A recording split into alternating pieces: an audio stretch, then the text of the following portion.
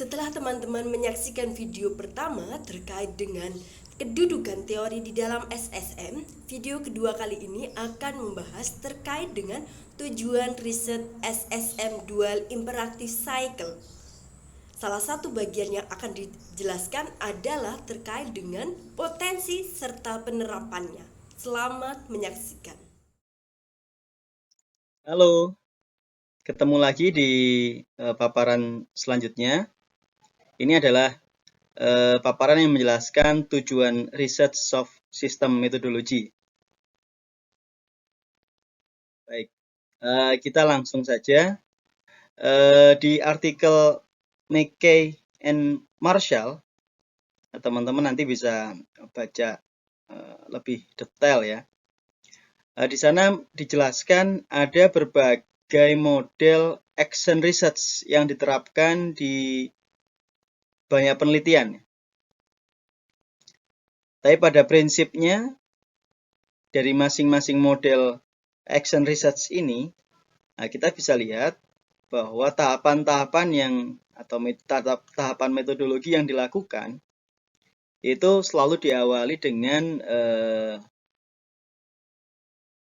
mendiagnosis ya, atau mencari problematika permasalahan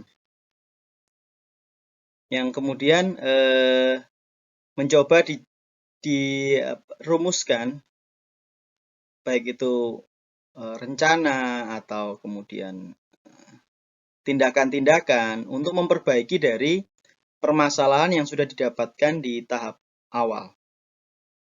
Nah, dari tindakan action yang sudah dirumuskan tersebut, kemudian akan dievaluasi yang akan menghasilkan feedback. Nah, dari semuanya ini kita bisa lihat ya. Dan feedback tersebut akan dimasukkan ke dalam siklus untuk memperbaiki permasalahan agar tindakan tersebut sesuai dengan yang diinginkan atau yang sesuai dengan nilai-nilai moral kebutuhan dari organisasi misalnya. Nah, di dalam artikel McKay dan Marshall, mereka coba mengembangkan model yang C ya. Jadi ini ada A, B, C, D. Nah, mereka mencoba mengembangkan model yang C ini. Kita bisa lihat ya. Nah, novelty dari artikel tersebut mencoba menambahkan bahwa action research itu seharusnya tidak hanya berhenti pada action research. Sehingga action research juga bisa dilengkapi dengan tujuan yang lain, yaitu tujuan untuk mengembangkan pengetahuan. Gitu. Sehingga Marshall dan McKay mengidentifikasi ada dua siklus yang bisa diterapkan secara bersamaan di dalam action research. Khususnya nanti yang coba kita terapkan di SSM.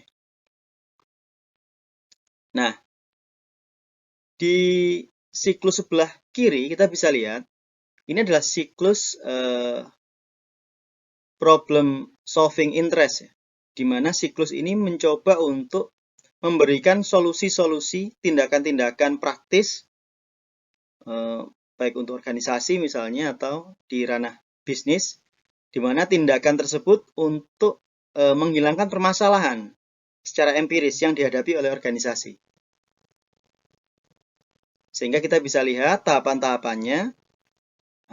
Di awal itu mengidentifikasi permasalahan, kemudian selanjutnya dari mengidentifikasi permasalahan dimasukkan ke dalam semacam temuan-temuan ya.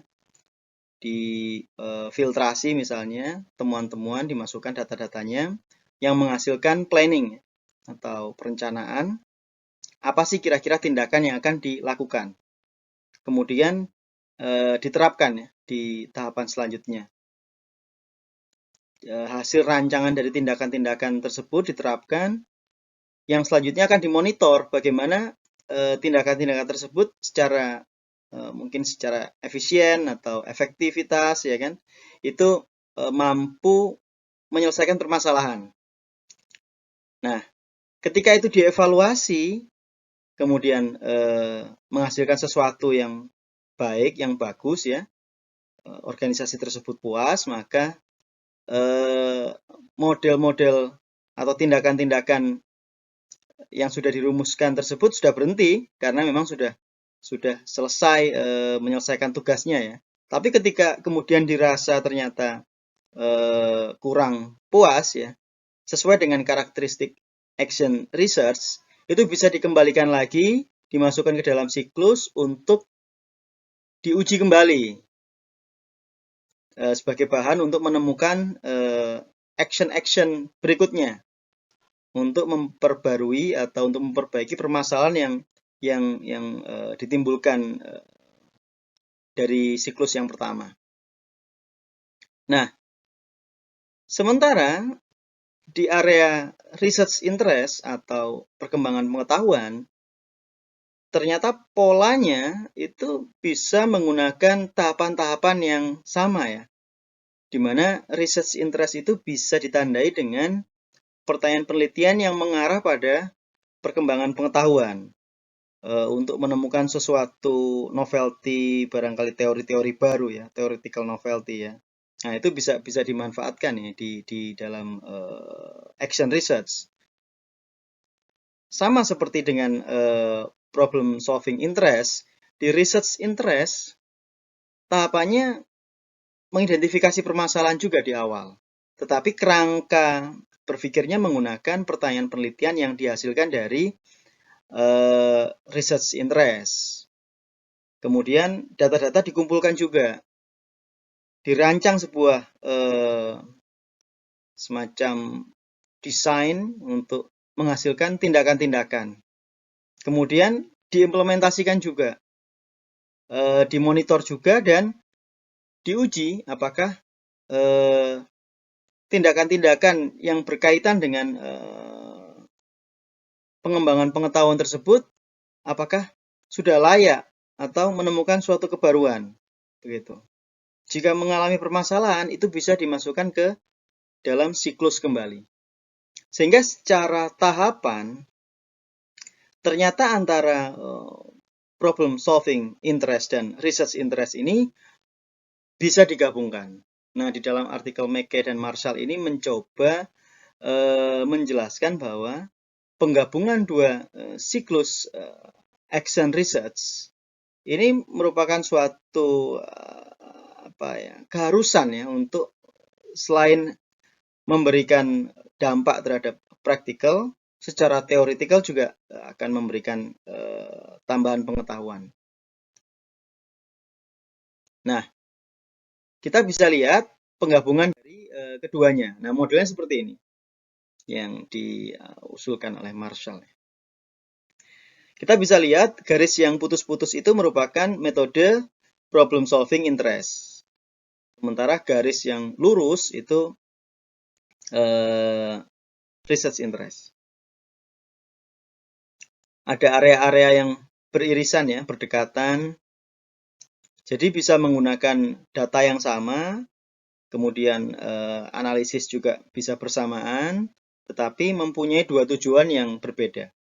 Yang satu untuk perbaikan organisasi, sementara yang satu lagi untuk keperluan akademisi, ya, perkembangan dari baik mungkin teori-teori yang kurang relevan, barangkali bisa ditemukan, ya, dengan menggunakan metode ini, ya. Ini di artikel disebutnya dual imperative cycle. Nah, selain Marshall, kemudian ada scholars yang melengkapi, ya, bisa dibaca di literatur yang sudah kami publish di materi, bahwa dual imperative cycle tersebut ternyata bisa berkembang lagi. Jadi kalau misalkan hanya dibedakan menjadi dua antara practical dan research interest. Nah, ini artikel selanjutnya mengidentifikasi bisa menjadi 3 ya.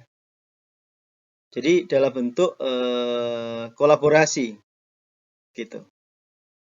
Jadi kalau misalkan kita bayangkan kebutuhan universitas misalnya, kebutuhan akademisi itu di ranah research interest, tetapi kebutuhan organisasi di lapangan itu di ranah practical atau business practice interest. Nah, ini bisa kolaborasi irisan dari kedua area ini, sehingga secara tujuan penelitian itu bisa kemudian berkembang menjadi 3 ya. Theoretical, kemudian kolaborasi ya antara aspek-aspek teori dan praktis, kemudian praktis itu sendiri. Begitu. Nah, kalau kita lihat penerapannya, ini hasil di salah satu penelitian.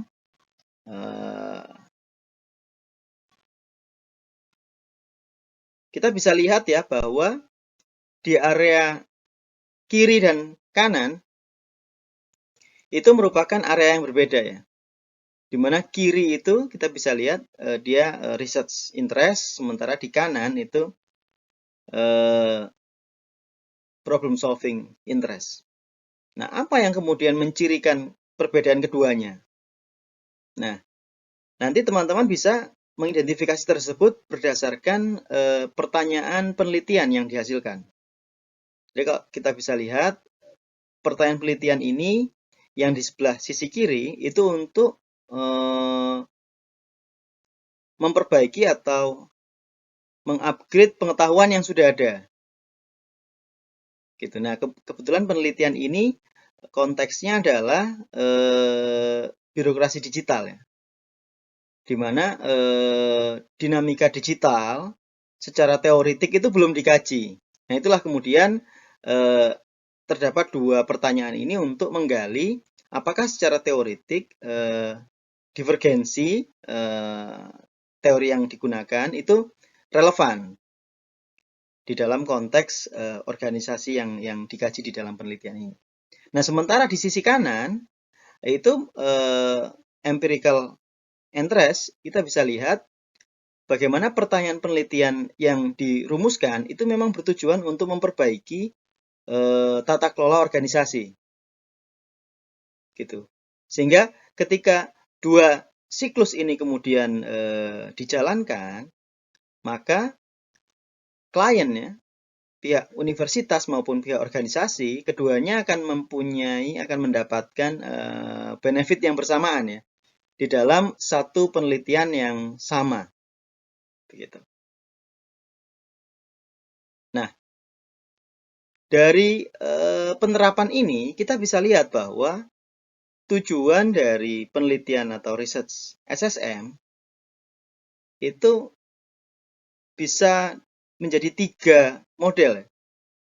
Yang pertama adalah terkait dengan theoretical, perkembangan pengetahuan.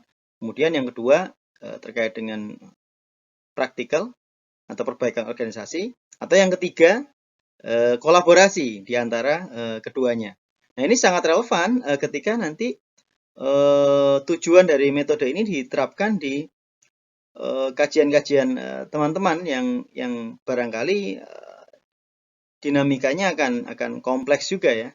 Apakah penelitian itu permintaan dari organisasi atau permintaan dari akademisi, universitas misalnya, atau kombinasi dari keduanya. Baik. Saya rasa itu yang bisa saya sampaikan pada paparan ini. Nah, semoga dengan paparan tujuan riset ini teman-teman nanti bisa merumuskan apakah tujuan dari penelitian organisasi ini nanti mengarah ke theoretical atau ke practical yang tergambar dari bagaimana pertanyaan penelitian itu dibangun. Nah, terkait dengan barangkali ada pertanyaan atau diskusi nanti bisa disampaikan di forum diskusi. Baik, saya kira itu. Terima kasih, sampai ketemu di paparan selanjutnya.